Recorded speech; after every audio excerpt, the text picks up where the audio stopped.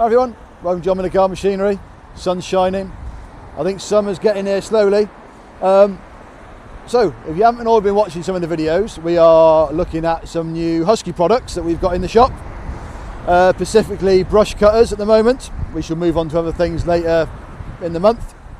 And what are we looking at today? We're looking at the 525, slap in the face with a strap, 535, sorry, IRXT Pro brush cutter. Alright, so what do you get with this? First of all, in case you haven't seen the other videos, I should talk you through the numbering system. Husqvarna do a 1 to 5 numbering system, 1 for domestic, 5 for pro. Everything in between as you work up through the levels. And then the next set of letters is what it equates to in a petrol product. So this is running a 35 equivalent cc, and there is available, if you want to buy it in petrol, you can buy it in the petrol range. So that tidies up the numbers. We're going to move on to the machine. So we've tried 2 or 3 other ones. Hopefully you'll watch the videos. This is by far the biggest one we've looked at so far. First thing to say, which I noticed literally a few seconds ago, it actually sits, it's got a vibration system built in. So, which to me strikes, when we're going to use it in there in a minute, there's going to be a fair bit of power coming out of it. But it's nice to see, even in the battery products, they're thinking of the user and they're putting an anti-vibration system in this bit up here. Okay, that's where the motor is, the battery.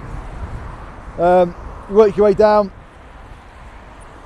It's quite heavier than the other ones. Runs in at 4.9 kgs. Runs a 45 diameter head. Proper gearbox, like you expect on a big brush cutter. So you can put blades on if you want to. So in terms of run time, I'm running this one at the moment on the B330X, which I'd probably call their medium battery. It goes 220, 330, 540. That sits in there nicely like so. To give you an idea of run time, with this battery and that head as it stands, in heavy use you'll be about half an hour. In light use you might get 40 to 50 minutes out of it. When you put the blades on, you don't quite double the run time, but you're not far off it. You know, you're about an hour or so, hour and a half, depending on what you're going through. Blades are always more efficient because they're cutting, whereas shimmer line's bashing it down. Okay, people always think shimmer line's the most efficient way of cutting. It's not, but it's not always suitable. If you're going up against fences and nice areas, you don't want a blade because it's going to smash it to bits. So, and also, if you haven't seen the other video, I'm going to do a close-up again. In there, you've got, you turn it on, you can go through your speed settings at the top there, but also this button here, nope, this button here, that button there, as Francesca's pointing to get into the camera, that lets the shimmer line out. So you haven't got to bang traditional shimmers and brush cutters and things when you're using it. You're having to knock the floor like so. This one, you press the button, it lets it out. Pretty cool. So, we're going to go into there. I'm going to get attacked again in my short sleeves, and then we'll come back in a minute. Cool, right. We shall delve in.